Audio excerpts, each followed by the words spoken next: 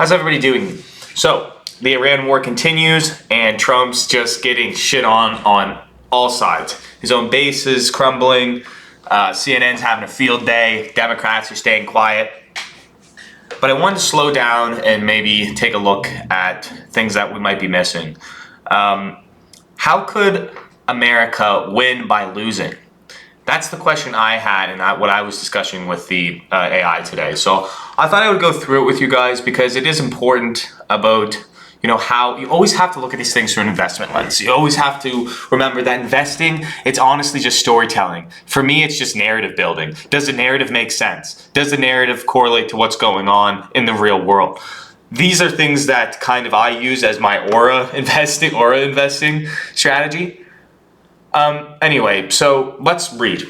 So to understand the win by losing theory in the context of the 2026 Iran conflict, we have to look past the frontline headlines and into the structural shifts in the global energy capital. I just want to leave Discord so I can get this done.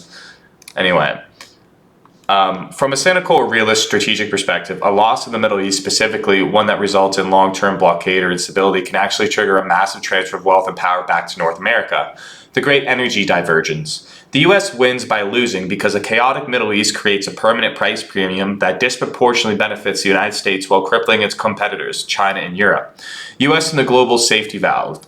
As of early 2026, the closure of the Strait of Hormuz has stranded roughly 20% of the world's oil and LNG. While this causes a transient bump in gas prices for you at the pump in Halifax, that's where I live, it creates an absolute gold rush for North American producers. Investment shift. Higher global prices, $100 to $120 per barrel, make expensive North American shale and offshore projects highly profitable again. Capital that was sitting on the sidelines is now flooding in the Permian Basin and Canadian energy infrastructure. Economic asymmetry. Unlike in the 1970s, the U.S. is now a net exporter. Every dollar the price of oil raises acts as a tax on Chinese and European economies, who rely on imports, but acts as a revenue boost for the U.S. economy and its trade balance. Let's continue on. And remember, Europe is not our friend. Essentially, that's how the Americans see it. I think Americans see Europe just as a country that is no longer even a husk of itself. It's just a completely different place. So I think that's what they think. So, and plus, if you look at the end of World War II, America was knifing them in the back the whole way as they were coming home. Anyway, so the controlled chaos theory. If the goal isn't victory but disruption, then losing the war can be a strategic success. And see, this is where like the 60 level deep state bullshit gets at play. Because you're like, some people might be just gushing over the fact that Trump screwed his base over, but I mean, let's look at what's happening. And by the way, this is a good way. So if now you're looking at all this energy coming back to North America, and I'm invested personally in, as you know, mining stocks and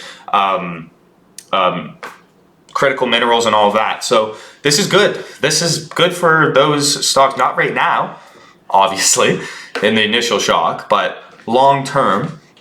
And so let's continue on. The controlled chaos theory. So the death of the Petro-Yuan. China has been trying to move oil trade away from the dollar. By involving Iran in a high-intensity conflict, that entire Silk Road energy corridor is set on fire. It forces the world to crawl back to the safe energy provided by the U.S. and its stable partners.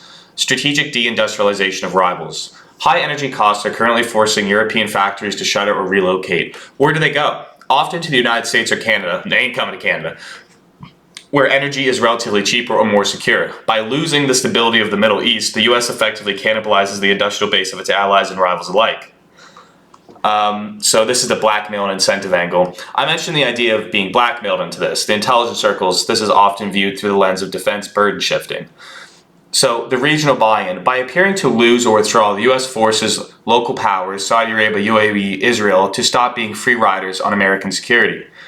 The MIC windfall. Even if the military campaign fails, the threat of a triumphant Iran ensures that every country in the region will be buying American-made missile defense systems and fighter jets for the next 30 years. A peaceful Middle East is bad for the bottom line of a military-industrial complex. A contained but threatening Iran is perpetual subscription model for arms sales. So by doing this, they're actually, in giving the Hormuz Strait and Iran and the Persians more power, he's essentially making sure that everyone is going to continue to buy missiles and that the pyramid scheme stays steady without them being there wasting the money, and then I guess allowing them to pivot to Asia. In this view, the war is like a casino where the US is the house. Even if the US as a player loses a hand in Iran, the US as a household global reserve currency energy titan wins because the game itself has become more expensive for everyone else. By losing the forever war, the US potentially wins the energy war and capital flight war. It's a brutal America First style of math where regional disaster is used to cement domestic energy dominance. So ladies and gentlemen, that is essentially what I think is truly going on here. Because if it's not this, the alternative is so much worse. We're talking like a 3,000-year religious feud that just Gnostic death cults. Dude, not good. Anyway, let's see where this goes. Goodbye.